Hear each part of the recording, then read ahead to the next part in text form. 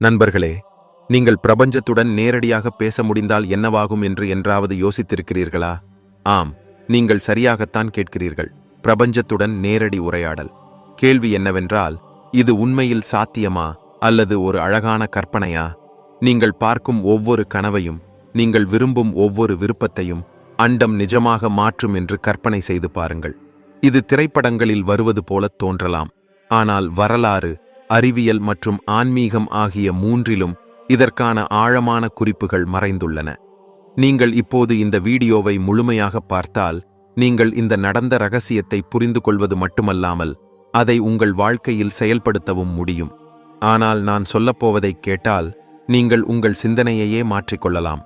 எனவே மனதை அமைதிப்படுத்திக் கொண்டு இந்த மர்மத்தில் ஆழமாக மூழ்கலாம். பெரும்பாலான மக்கள் அண்டத்துடன் பேசுவதை ஒரு ஆன்மீக கற்பனை என்று நம்புகிறார்கள். சிலர் சிரிப்பார்கள், அண்டம் என்ன ஒரு நண்பனா, அழைத்து பேஸ் என்று. ஆனால் உண்மை இதைவிட ஆழமானது. நம் மூளை 2 பகுதிகளாகச் செயல்படுகிறது: விழிப்புணர்வுள்ள மனம் மற்றும் உள்மனம். விழிப்புணர்வுள்ள மனம் என்பது நீங்கள் இப்போது இந்த வீடியோவை கேட்டு புரிந்து கொண்டு சிந்தித்துக் கொண்டிருக்கும் மனம். ஆனால் உண்மையான சக்தி நாம் பார்க்காத மற்றும் நாம் சிந்திக்காத அந்த பகுதியில்தான் உள்ளது. அதுதான் உள்மனம். விஞ்ஞான ஆராய்ச்சியின்படி விழிப்புணர்வுள்ள மனம் சுமார் 5% மட்டுமே வேலை செய்கிறது. மீதமுள்ள 95%, அதாவது வாழ்க்கையின் உண்மையான திசை, உள்மனதின் கையில் உள்ளது.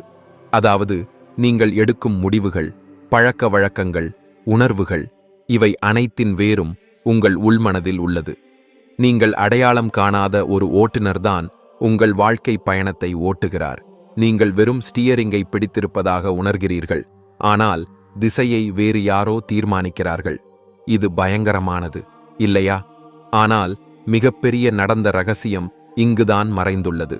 அந்த ஓட்டுநருடன் தொடர்பு கொள்ள நீங்கள் கற்றுக்கொண்டால், அவருக்கு திசை கொடுக்க கற்றுக்கொண்டால், உங்கள் வாழ்க்கை பயணத்தை எந்த திருப்பத்திலும் நீங்கள் மாற்ற முடியும். இந்த உரையாடலும் இந்த தொடர்பும் தான் உங்களை நேரடியாக அண்டத்துடன் இணைக்கிறது. நீங்கள் ஒரு விருப்பத்தை வெளிப்படுத்தும் போது, எனக்கு ஒரு நல்ல தொழில் வேண்டும் அல்லது எனக்கு உண்மையான அன்பு வேண்டும் என்று விரும்பினால், நீங்கள் அதை மீண்டும் மீண்டும் சிந்தித்து அதை உணரும்போது, அந்த விருப்பம் விழிப்புணர்வுள்ள மனதில் மட்டுமல்லாமல் மெதுவாக உள்மனதில் ஆழமாகச் செல்கிறது. ஒரு சிந்தனை உள்மனதை அடைந்தவுடன் அது ஒரு சக்தி வாய்ந்த சமிக்ஞையாக மாறி அண்டத்தில் பரப்பத் தொடங்குகிறது. ஒரு ரேடியோ கோபுரம் அலைகளை நாலாபுரமும் அனுப்புவது போல, அதேபோல் உங்கள் உள்மனமும் கம்பனம் மூலம் அண்டத்திற்குச் செய்தியை அனுப்புகிறது. நீங்கள் தினமும் எதிர்மறையான விஷயங்களை நினைத்துக் கொண்டிருந்தால், என்னிடம் எதுவும் இல்லை, எனக்கு எதுவும் நல்லதாய் நடக்கவில்லை, நான் ஒருபோதும் வெற்றி பெற மாட்டேன், உங்கள் உள்மனமும் அதே செய்தியை அண்டத்திற்கு அனுப்புகிறது. அண்டம் அதை கேட்டு புரிந்து கொண்டு அதே அதிர்வெண்ணுக்கு ஏற்ப உங்களுக்கு பதிலளிக்கிறது. அதாவது நீங்கள் எதை நினைக்கிறீர்களோ அதே வாழ்க்கையைத்தான் நீங்கள் ஈர்க்கிறீர்கள். அண்டம் உங்கள் மனதின் ஓசையை படிக்கிறதா என்று நீங்கள் நினைக்கலாம். இல்லை, ஆனால் அது உங்கள் ஒவ்வொரு உணர்வையும் உணர்ந்து கொள்கிறது. அதுவே உண்மையான உரையாடல். இதற்கான பதில் நம் குழந்தை பருவத்தில் மறைந்துள்ளது. 0 முதல் 7 வயது வரை நம் உள்மனம் முற்றிலும் திறந்த கதவு போலிருக்கும். நாம் பார்ப்பது, கேட்பது, உணருவது அனைத்தும் எந்த தடையுமின்றி உள்ளே செல்கிறது. உதாரணமாக, சிறுவயதில் யாராவது உங்களால் இதை செய்ய முடியாது என்று திரும்பத் திரும்பச் சொல்லியிருந்தால், அது மெதுவாக உள்மனதில் பதிந்து விடுகிறது. நீங்கள் வளர்ந்த பிறகு ஒரு பெரிய அடியை எடுத்து வைக்க நினைக்கும்போது, அந்த பழைய குரல் உள்ளே இருந்து உங்களால் செய்ய முடியாது என்று சொல்கிறது. இதனால்தான் பலர் முயற்சிக்கும் முன் தோல்வியை தழுவுகிறார்கள். ஏனெனில் அவர்களின் உள்மனம் ஏற்கனவே தோல்வியடைந்த ஒரு நிரலை இயக்கிக் கொண்டிருக்கிறது. ஆனால் நல்ல விஷயம் என்னவென்றால், இந்த நிரலை மாற்ற முடியும். நீங்கள் உங்கள் உள்மனதை மாற்றும்போது அண்டத்திற்கு அனுப்பப்படும் சிக்னல்களையும் மாற்றுகிறீர்கள். அதன்பின் வாழ்க்கை மாறத் தொடங்குகிறது. ஒரே ஊரில், ஒரே வயதில், ஒரே சூழ்நிலையில் வாழும் இருவர் இருப்பதாக வைத்துக்கொள்வோம். ஒருவர், என் அதிர்ஷ்டம் சரியில்லை என்கிறார். மற்றவர், அண்டம் என்னுடன் இருக்கிறது, சரியான நேரம் வரும் என்கிறார். அவர்களுக்கு ஒரே ஒரு நேர்காணல் வாய்ப்பு வருகிறது. முதல் நபர் பயம் மற்றும் சந்தேகத்தால் நிரம்பியுள்ளார். அவர் தன்னை தடுக்கிறார், பேச முடியாமல் தடுமாறுகிறார். இரண்டாவது நபர் என்னால் முடியும் என்று உள்மனம் சொல்வதால் நம்பிக்கையால் நிரம்பியிருக்கிறார். அண்டத்தின் அதிர்வெண்ணுடன் இணைந்தவருக்குத்தான் வாய்ப்பு கிடைக்கிறது. முதல் நபர் அவர் அதிர்ஷ்டசாலி என்று சொல்லக்கூடும். ஆனால் உண்மையான நடந்த ரகசியம் அதிர்ஷ்டத்தில் இல்லை, அது உள்மனதில்தான் உள்ளது. இப்போது இன்னொரு ஆழமான விஷயத்தை புரிந்து கொள்ளுங்கள். உள்மனம் வார்த்தைகளை விட உணர்வுகளை அதிகம் புரிந்து கொள்கிறது. நீங்கள் சொல்வதை விட நீங்கள் எப்படி உணர்கிறீர்கள் என்பதே முக்கியம். நீங்கள் சத்தமாக நான் பணக்காரன் ஆவேன் என்று சொன்னாலும் உங்கள் உள்ளுக்குள் இது எப்படி நடக்கும், என்னால் முடியாது போலிருக்கே என்று உணர்ந்தால் உங்கள் உள்ளே இருக்கும் உணர்வுதான் உண்மையான செய்தி என்பதால் அதுதான் அண்டத்திற்கு சமிக்ஞையாகச் செல்லும். அதனால்தான் உள்மனதுடன் உரையாடுவதற்கான முதல் படி வார்த்தைகளை அல்ல, உணர்வை மாற்றுவது. அண்டம் ஒருபோதும் இல்லை என்று சொல்வதில்லை. அது பெறும் எந்த சமிக்ஞையையும் பெரிதாக்கி உங்களுக்கு திரும்ப அனுப்புகிறது. நான் தோல்வியடைந்து விடுவேனோ என்று பயப்படுகிறேன் என்று நீங்கள் சொன்னால் ஆண்டம் சரி, இன்னும் பயத்தையும் தோல்வியையும் எடுத்துக்கொள் என்று பதிலளிக்கும். என் வாழ்வில் நல்லது நடக்கப் போகிறது என்று நான் உறுதியாக நம்புகிறேன் என்று சொன்னால் ஆண்டம் சரி, இதோ ஒரு வாய்ப்பு என்று சொல்லும். ஆண்டம் சற்று அமைதியான வகை நண்பன், ஆனால் மிகவும் விசுவாசமானது. நீங்கள் எதை உணர வைக்கிறீர்களோ அதையே அது உங்களுக்கு திரும்ப அளிக்கிறது. நீங்கள் தெரிந்தாலும் தெரியாவிட்டாலும், நம்பினாலும் நம்பாவிட்டாலும், அண்டத்துடன் உங்கள் உரையாடல் ஒவ்வொரு வினாடியும் நடந்து கொண்டிருக்கிறது. நீங்கள் பதற்றமாக இருக்கும்போது நீங்கள் சிக்னலை அனுப்புகிறீர்கள். நீங்கள் மகிழ்ச்சியாக இருக்கும்போது, பயப்படும் போதும், கனவு காணும்போதும் கூட சிக்னல் செல்கிறது. நீங்கள் விரும்பினால் இந்த உரையாடலை உங்கள் நலனுக்காக திருப்பிக் கொள்ளலாம், அல்லது அறியாமலே உங்களுக்கு எதிராக பயன்படுத்திக் கொண்டிருக்கலாம். உங்கள் உள்மனதை கட்டுப்பாட்டில் எடுக்காத போது 24 மணி நேரமும் ஒரே சேனல் ஓடும் டிவி போல அது இருக்கும். ஆனால் அதை அடையாளம் காணவும் திசை கொடுக்கவும் நீங்கள் கற்றுக்கொள்ளும்போது உங்கள் வாழ்க்கையின் சேனலை நீங்களே அமைத்துக் கொள்ளலாம். இங்கிருந்துதான் உண்மையான சக்தி தொடங்குகிறது. ஏனென்றால் நீங்கள் உங்கள் உள்மனதை சரியான திசையில் நிரல் செய்யும்போது அண்டத்தின் கதவுகள் உங்களுக்காக திறக்கத் தொடங்குகின்றன. வாய்ப்புகள், மக்கள், சூழ்நிலைகள் அனைத்தும் உங்கள் சிந்தனைக்கும் உணர்வுக்கும் ஏற்ப வரத் தொடங்குகின்றன. இப்போதே ஒரு சிறிய பயிற்சி செய்யுங்கள். கண்களை மூடவும் ஆழ்ந்த சுவாசம் எடுக்கவும் உங்களிடம் நீங்களே சொல்லுங்கள், நான் அண்டத்துடன் இணைந்திருக்கிறேன். என் உள்மனம் என் உண்மையான விருப்பத்தை மட்டுமே அனுப்புகிறது. அண்டம் என் உணர்வை கேட்டு எனக்கு அதையே திரும்ப அளிக்கிறது. சில வினாடிகளில் உங்களுக்குள் ஒரு அமைதியும் ஒரு லேசான ஆற்றலும் உருவானதை நீங்கள் உணருவீர்கள். இதுதான் அனைத்து உரையாடல்களும் தொடங்கும் அதிர்வெண். அண்டம் எப்படி கேட்கிறது?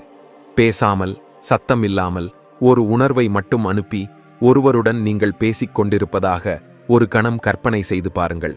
அது விசித்திரமாகத் தோன்றலாம், ஆனால் இதுதான் நாம் ஒவ்வொரு கணமும் அண்டத்துடன் நடத்தும் உண்மையான உரையாடல். அண்டம் எந்த மொழியையும் புரிந்து கொள்வதில்லை. அதற்கு ஆங்கிலம், இந்தி, தமிழ் அல்லது சமஸ்கிருதத்தில் பேச வேண்டிய அவசியமில்லை. அது கேட்பது கம்பனத்தை. உங்கள் ஒவ்வொரு சிந்தனையும் ஒவ்வொரு உணர்வும் ஒரு ஆற்றல். இந்த ஆற்றல் அண்டத்தில் ஒரு சமிக்ஞை போல பரவுகிறது. கம்பனம் கண்ணுக்குத் தெரியாது, ஆனால் உணரப்படும். நீங்கள் வானொலி கேட்பது போல அலைகள் கண்ணுக்குத் தெரியாவிட்டாலும் உள்ளன. அதேபோல் உங்கள் எண்ணங்களுக்கும் ஒரு அதிர்வெண் உள்ளது. அது நேரடியாக அண்டத்தில் எதிரொலிக்கிறது. விஞ்ஞான ரீதியாகவும் எண்ணங்களில் ஆற்றல் உள்ளது என்பது நிரூபிக்கப்பட்டுள்ளது.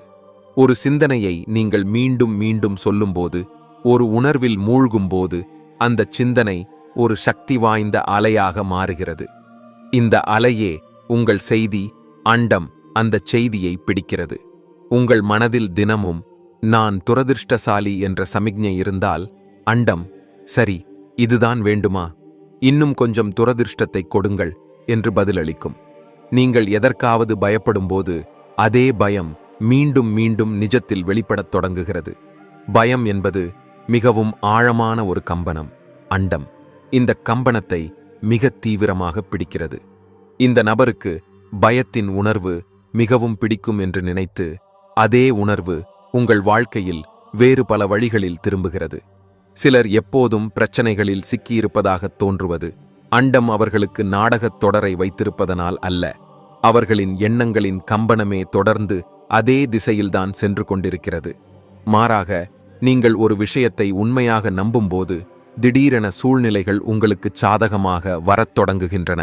சில சமயங்களில் சரியான நபர் கிடைப்பார். சில சமயங்களில் நீங்கள் நினைத்துப் பார்க்காத ஒரு வாய்ப்பு கிடைக்கும். இது தற்செயல் நிகழ்வு அல்ல. இது அதிர்வு விதியின் விளையாட்டு. நீங்கள் உங்கள் வாழ்க்கையில் ஒரு புதிய தொழிலை தொடங்க விரும்புகிறீர்கள் என்று வைத்துக்கொள்வோம்.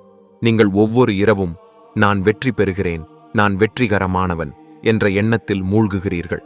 நீங்கள் அந்த உணர்வை உணரும்போது மெதுவாக அண்டம் இந்த அதிர்வை பிடித்து அதே ஆற்றல் வாய்ப்புகளின் வடிவில் உங்களைச் சுற்றித் தோன்றத் தொடங்குகிறது. அதிர்வு விதி என்பது வேர், ஈர்ப்பு விதி என்பது பலன். நீங்கள் சரியான அதிர்வை அனுப்பினால் மட்டுமே ஈர்ப்பு வேலை செய்கிறது.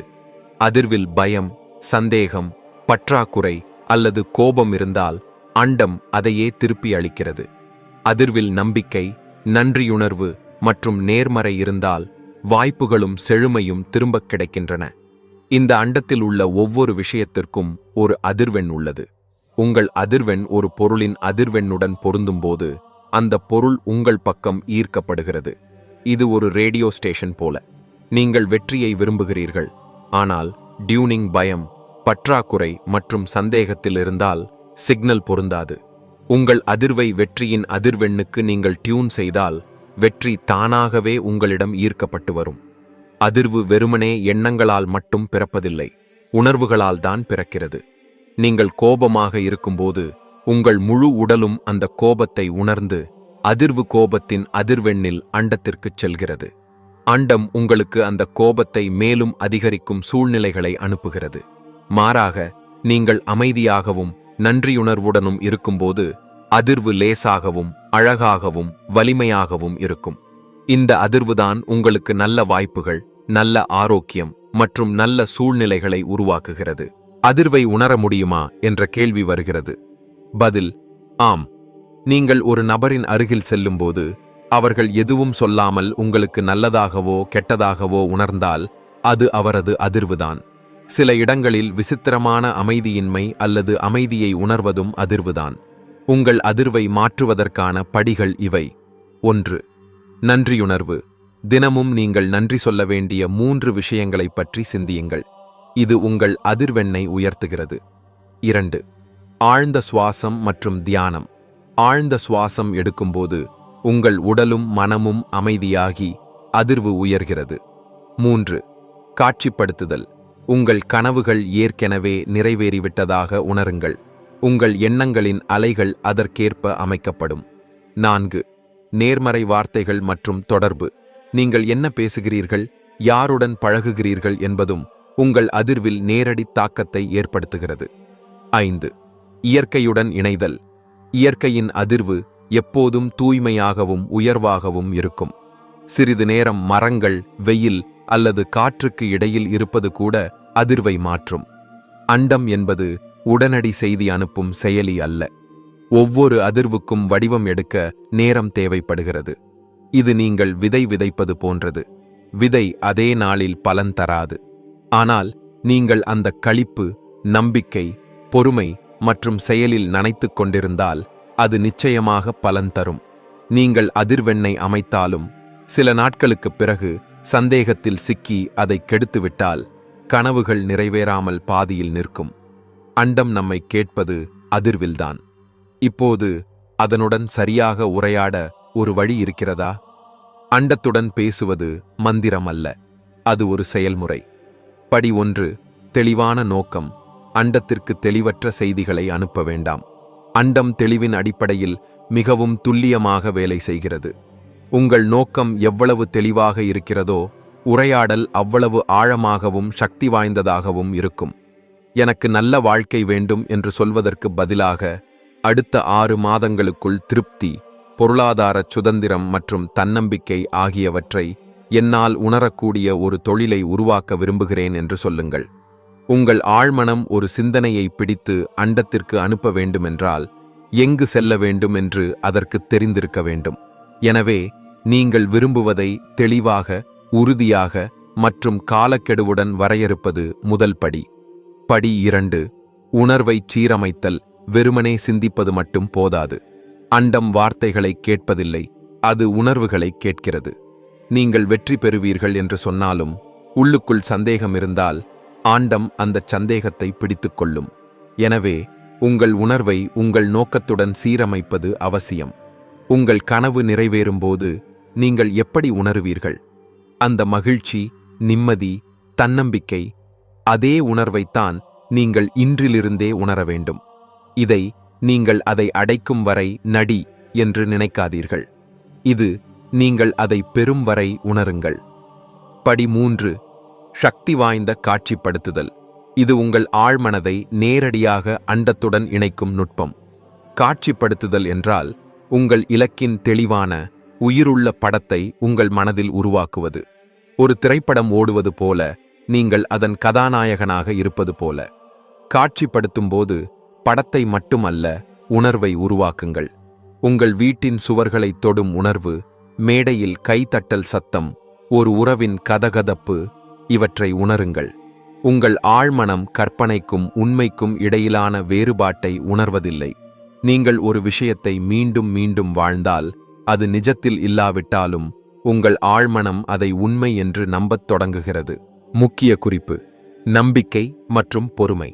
காட்சிப்படுத்துதல், உணர்வு, நோக்கம் அனைத்தும் சரியாக இருந்தாலும் உங்களிடம் நம்பிக்கையும் பொறுமையும் இல்லாவிட்டால் இந்த முழு செயல்முறையும் பாதியிலேயே உடைந்து போகலாம். அண்டம் பதிலளிக்கச் சிறிது நேரம் எடுக்கும். நீங்கள் விதை விதைத்த பிறகு செடி ஒரே இரவில் வளராது. உங்கள் நம்பிக்கையே அந்த அதிர்வை உயிருடன் வைத்திருக்கும் ஆற்றல். நீங்கள் சில வாரங்களில் சந்தேகம் கொள்ளத் தொடங்கினால் அது நீங்கள் உருவாக்கிய அதிர்வை வெட்டிவிடுகிறது. இந்தச் செயல்முறையின் திறவுகோல் தொடர்ச்சி. முடிவுகள் தெரிந்தாலும் தெரியாவிட்டாலும் நோக்கம், உணர்வு மற்றும் காட்சிப்படுத்துதலை பராமரிப்பது. முதல் தடை: சந்தேகம் மற்றும் பயம். அண்டம் இவ்வளவு அழகாகச் செயல்பட்டால் ஏன் எல்லோருடைய விருப்பமும் நிறைவேறுவதில்லை? இதற்கான பதில் ஒரே வார்த்தையில் மறைந்துள்ளது: தடை. நமக்கும் அண்டத்திற்கும் இடையில் நிற்கும் கண்ணுக்குத் தெரியாத சுவர். 1. சந்தேகம். நீங்கள் ஒரு விருப்பத்தை கேட்டாலும், இது எப்படி நடக்கும், இது நிஜமாகச் சாத்தியமா என்று மனதின் ஒரு மூலையில் சந்தேகம் எழுந்தால், நீங்கள் சிரமப்பட்டு உருவாக்கிய அதிர்வு உடைகிறது. அண்டம் உங்கள் விருப்பத்தை மட்டுமல்ல, உங்கள் சந்தேகத்தையும் கேட்கிறது. சந்தேகம் என்பது உங்களின் உண்மையான விருப்பத்தை பற்றியது அல்ல, உங்கள் பழைய மனப்பழக்கங்களை பற்றியது. 2. பயம். பயம் என்பது உங்கள் ஆழ்மனதை மூடிவிடும் ஒரு உணர்வு. ஆழ்மனம் மூடிவிட்டால் உரையாடல் நின்றுவிடும். நான் தோல்வியடைந்து விடுவேனோ, மக்கள் என்ன சொல்வார்களோ என்று நீங்கள் பயப்படும்போது ஆண்டம் நான் பயந்திருக்கிறேன் என்ற செய்தியை பெறுகிறது. பயம் என்பது ஒரு மிக அதிக எடை கொண்ட அதிர்வு. இது உங்கள் கனவுகளுக்கும் அவை நிறைவேறுவதற்கும் இடையில் நிற்கும் சுவராக மாறுகிறது. பயம் ஒருபோதும் நான் பயம் என்று சொல்லிக் கொண்டு வருவதில்லை. அது எப்போதும் உருமாறி நான் உன் புத்திசாலித்தனம் என்று வருகிறது. நம்பிக்கை மற்றும் பயம். நம்பிக்கை என்பது ஒரு நேரடியான, தெளிவான, நிலையான அதிர்வு. பயம் அதிக எடையுள்ளது, ஆனால் நிலையற்றது. ஒவ்வொரு சிறந்த ஆன்மீக குருவும் வெற்றியாளரும் சொல்வது, முதலில் நம்புங்கள், பிறகு பாருங்கள். ஏனென்றால் நம்பும் மனிதன் அண்டத்துடன் ஒரு தெளிவான மற்றும் நேரடியான உரையாடலை உருவாக்குகிறான். நம்பிக்கையின் பொருள் சோம்பல் அல்ல. செயல் அவசியம், ஆனால் அது சரியான உணர்ச்சி நிலையில் இருக்க வேண்டும். நீங்கள் பயத்திலிருந்து செயல்பட்டால் அது வெறும் முயற்சியாகவே இருக்கும். ஆனால் நீங்கள் நம்பிக்கையுடன் செயல்பட்டால் அது அதிர்வை அதிகரிக்கும். தடைகளை உடைக்க படிகள். 1. விழிப்புணர்வு. பயம் மற்றும் சந்தேகத்தை அடக்க முயற்சிக்காதீர்கள். அதை அடையாளம் காணுங்கள். ஆம், இது பயம்தான் என்று சொல்லுங்கள். 2. உறுதிமொழிகள். அண்டம் எனக்கு ஆதரவளிக்கிறது, என் விருப்பம் சாத்தியமானது, எனக்கு முழு நம்பிக்கை உள்ளது போன்ற நேர்மறையான வாக்கியங்களைச் சொல்லுங்கள். 3. நம்பிக்கையுடன் கூடிய செயல். சிறிய படிகளை எடுங்கள். நீங்கள் ஏதாவது செய்யும்போது பயத்தின் பிடி தளர்வடைகிறது, ஏனெனில் செயல் என்பது சக்தி வாய்ந்த பய எதிர்ப்பி. 4. நன்றியுணர்வு. உங்களிடம் உள்ள விஷயங்களில் நீங்கள் கவனம் செலுத்தும்போது பயத்தின் அதிர்வு குறையத் தொடங்குகிறது. நீங்கள் இந்த தடையை இடிக்கும்போது அனைத்து அதிர்வுகளும் இப்போது நேரடியாக அண்டத்தை அடைகின்றன. அண்டத்தின் பதில் தெளிவாக தெரியத் தொடங்குகிறது. அறிகுறிகள் தெரியும். யாராவது உதவ வருவார்கள். வாய்ப்பு வரும். இது எந்த அதிசயமும் அல்ல. உரையாடலுக்கான பாதை திறக்கிறது. பதிலை பெறுதல். இப்போது நீங்கள் மிகவும் சிரமப்பட்டு உருவாக்கிய பிறகு அண்டம் பதிலளிக்க வாய்ப்பு கொடுப்பது மிக முக்கியம். அண்டம் உங்கள் நோக்கத்தை கேட்கிறது, உங்கள் அதிர்வை பிடிக்கிறது, பின்னர் சரியான நேரத்தில் சரியான வழியில் உங்களுக்கு பதிலளிக்கிறது. இந்த பதில் பல்வேறு வடிவங்களில் வரலாம். ஒரு நபர் மூலம், ஒரு புத்தகம் அல்லது எதிர்பாராத வாய்ப்பு போன்ற தற்செயல் நிகழ்வாக, ஒரு உள்ளுணர்வு குரலாக, அல்லது இதுதான் வழி என்று சொல்லும் ஒரு சிறிய சைகையாக. இவை அனைத்தையும் அடையாளம் காண உங்கள் மனதை திறந்து வைத்திருக்க வேண்டும். இங்குள்ள மிக முக்கியமான மந்திரம் பொறுமை மற்றும் நம்பிக்கை. நீங்கள் அண்டத்துடன் பேசும்போது பதில் வர நேரமாகலாம். உங்கள் வேலை உங்கள் அதிர்வை நிலையாக வைத்திருப்பது. அண்டம் எப்போதும் சரியான நேரத்தில் பதிலளிக்கிறது. மிக முக்கியமான கட்டம் இதுதான். பல மக்கள் சரியான நேரத்திற்கு முன்பே கைவிட்டு விடுகிறார்கள். அவர்கள் சில நாட்கள் காட்சிப்படுத்துகிறார்கள், ஆனால் முடிவு தெரியாத போது இதுவெல்லாம் முட்டாள்தனம் என்று சொல்லிவிடுகிறார்கள். அண்டம் வேலை செய்ய உங்கள் நம்பிக்கை தேவை, அதுவும் கடைசி நிமிடம் வரை. சில சமயங்களில் அண்டத்தின் பதில் நீங்கள் நினைத்த வடிவத்தில் வராது. நீங்கள் ஒரு குறிப்பிட்ட வேலைக்காக பிரார்த்தனை செய்தாலும் அது கிடைக்காமல் 2 வாரங்களுக்குப் பிறகு அதைவிடச் சிறந்த ஒரு வாய்ப்பு உங்களுக்கு கிடைத்தால் அண்டம் உங்களுக்கு இல்லை என்று சொல்லவில்லை. அது ஒரு சிறந்த பதிலை கொடுத்தது. அண்டம் சற்று படைப்பாற்றல் மிக்கதாக இருக்கும். நம்பிக்கை, பொறுமை, செயல் இவைதான் வெளிப்பாட்டின் உண்மையான சூத்திரம். அண்டம் உங்களுக்கு நேராக இலக்கை கொடுப்பதில்லை, அது பாதையை வழங்குகிறது. அந்த பாதையில் காலடி எடுத்து வைப்பவர்கள்தான் தங்கள் கனவுகளை அடைகிறார்கள். இங்கேயே மற்றொரு ஆழமான கோட்பாடு வருகிறது. சரணடைதல். சரணடைதல் என்றால் தோல்வியை ஒப்புக்கொள்வது அல்ல. இதன் பொருள், நான் என் பங்கிற்கு அனைத்தையும் செய்துவிட்டேன், இப்போது அண்டம் மீதமுள்ளதைச் செய்யும் என்று நான் நம்புகிறேன். நீங்கள் கட்டுப்பாட்டை கைவிடும்போது ஆற்றல் திறக்கிறது, பதில் உங்கள் முன் வந்துவிடுகிறது. இறுதிச் சுருக்கம். இப்போது கேள்வி என்னவென்றால், அண்டம் உங்களுக்கு கேட்கிறதா இல்லையா என்பதல்ல. கேள்வி என்னவென்றால், நீங்கள் சரியான மொழியில் பேசுகிறீர்களா? உங்கள் உள்மனம் அந்த கதவு, உங்கள் நம்பிக்கை அந்த திறவுகோல். இந்த திறவுகோலை பயன்படுத்த நீங்கள் கற்றுக்கொண்டால் வாழ்க்கையில் எந்த கனவும் சிறியதாக இருக்காது. அண்டம் கேட்பதுமில்லை, பேசுவதுமில்லை, அது வெறும் உணர்கிறது.